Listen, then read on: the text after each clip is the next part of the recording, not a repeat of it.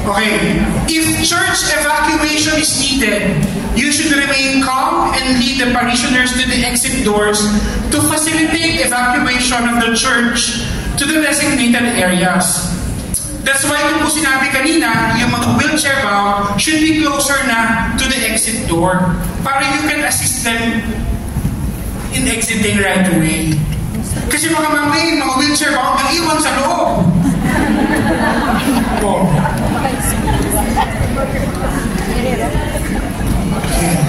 My dear sisters and brothers, remember this. Whoever receives you receives me, and whoever receives me receives God who sent me. Your willingness to serve capacity as an usher or greeter reflects your commitment to Christ. By assuring a welcoming presence and orderly seating at all masses offered in your respective parishes, you enhance the beauty of the liturgy and become an instrument whom God may be present to those in worship. Always remember, there is no bigger or smaller roles. Pantay-pantay po tayo as liturgical ministers. Amen.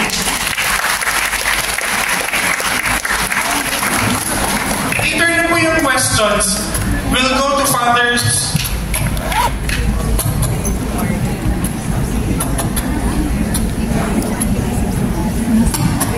Wala na yung battery.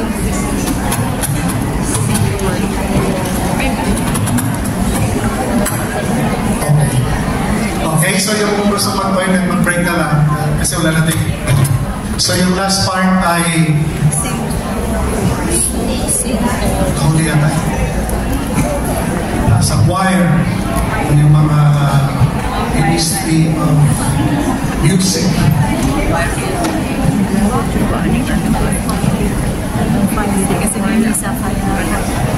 Ipang-unfriend na. Pindutan yung, pindutan to yung, pindutan na. Pinamute na ako na siya. Kamaski din. Okay, sa choir, music ministry. Okay, so basahin natin. Sing to the Lord a new song. Sing to the Lord all the earth. Sing to the Lord, praise His name. Proclaim His salvation day after day. Declare His glory among the nations. His marvelous deeds among all peoples. Psalm 96. Okay, yung Ephesians, again, we read together. All Christians are commanded to the church. Speak to one another with psalms, hymns, and spiritual songs. Sing and make music. Okay, so yung short yung input natin, of course, nandun sa booklet natin about yung sa choir. So music is part of our church liturgy. Music is important. Okay? But, again, we have to understand the choir, that we are not separate from the liturgy. Remember, every time we serve in the Eucharistic celebration in the Mass, it is a one celebration. Hindi separate. Hindi separate our celebration. The music should be a highly quality song, and music should encourage the participation of the liturgical assembly. We should express the cultural richness of the people of God and the sacred and solemn character of the celebration. Nalala ko yung kanina sabi ni Ruel, no? Sometimes yung pag-receive ng communion from Africa, other culture, iba naman. That we have to respect. Like one time, doon sa St. Joseph, of course, our culture, inside the church, no cap or hat. No? But for that culture, he said to Father, we wear this one, it's a sign of respect. So it is more cultural. And that is why in the church, no, we makita natin yung ating pagka unique, no? But we are being universal, unique, but we are one.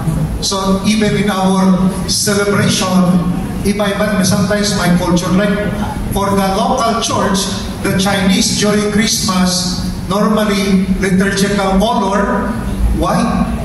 But if you notice for the Chinese, anong gamit nila pag Christmas? Red. Because red means like Chinese New Year celebration. But for sa kanila. Kasi yung white, pang funeral.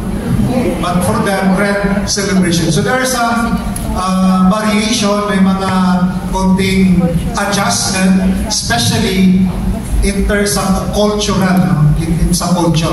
But of course, meron tayong universal norm ng ating celebration. So what is the purpose of the choir in the Mass? Ano ba yung purpose ng sa choir? Is to lead other people to sing. Here, ministry lead service. Therefore, the choir is at the service of the congregation, the people of God. Its purpose and task, ano yan? Basahin natin yung mga choir.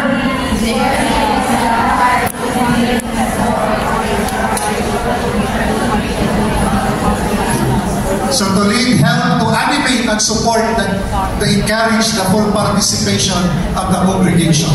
So the choir should animate, should encourage the congregation to participate, to sing.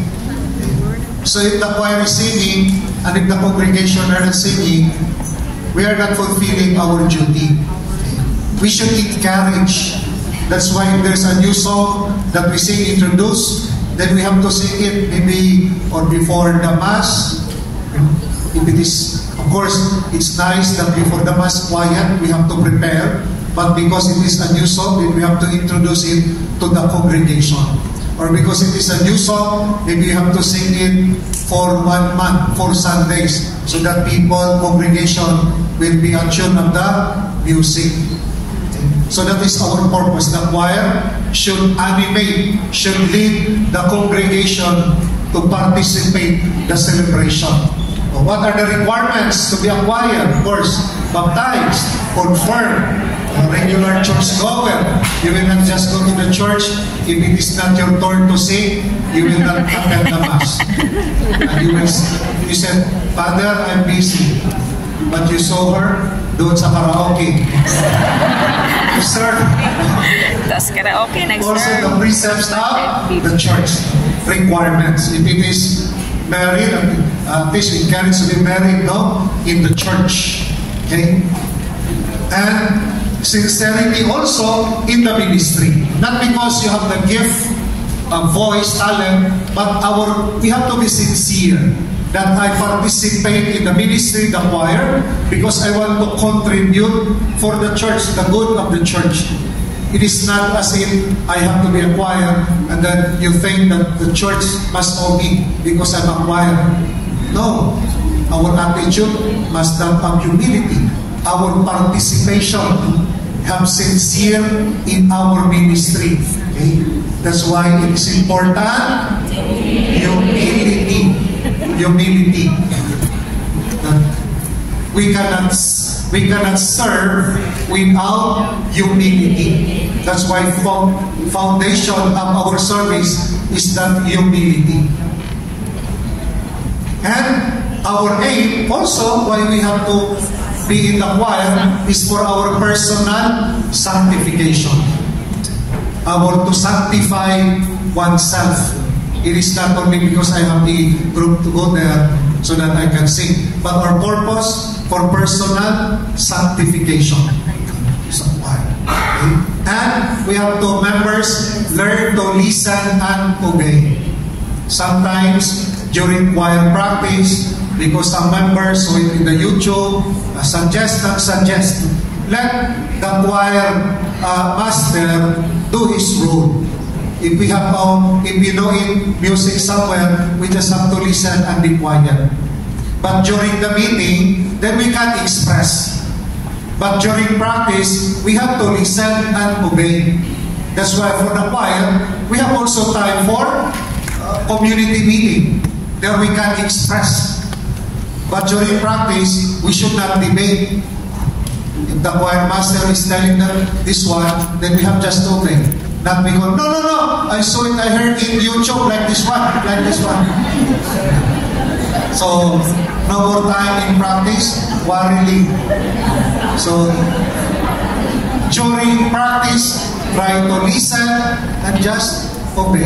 We trust this person to be our choir leader, master, then he or she has to do his duty also to master the song that we are going to practice. But remember, during practice, that is not the time to debate or to suggest. Practice is practice. Okay? So choir, of course, we know that it should be organization. Choir coordinator, we have instrumentalist, that is part of the choir. Of course, in charge of projector, of course, the choir members. Okay? And how to select songs? Of course, we know that there are seasonal, Advent, Lent, Christmas, Easter, ordinary time. We have seasonal. Now, to select song, then it should be on the readings. That's why I encourage choir, maybe for this coming Sunday, because our name is Sunday. For example, this coming Sunday, last Sunday, like we are supposed to have our maybe Bible sharing study or liturgical Bible study for this coming Sunday, so that we know what is the theme, what is the message of the coming readings, Sunday readings. Not only just, sometimes if the gospel is about love, we talk about love, but maybe that is not the theme. Because the choir, we reinforce the message of the Word of God. We reinforce. So what is the message of the readings? That's why our song is reinforcement, especially entrance, communion, recessional. The rest, same. Offertory, we can change. But the rest, the same. So our goal is to reinforce the message. That's why it's important that as a choir, we have to read the reading, the Sunday readings, and then we can share and get the message. We promote in the chaplaincy of liturgical Bible study. We read the gospel, first reading, second reading, and we try to get the key words, the theme, and the connection. And in that way, we understand the readings, and because we understand the readings, the theme, the message, it is easy for us.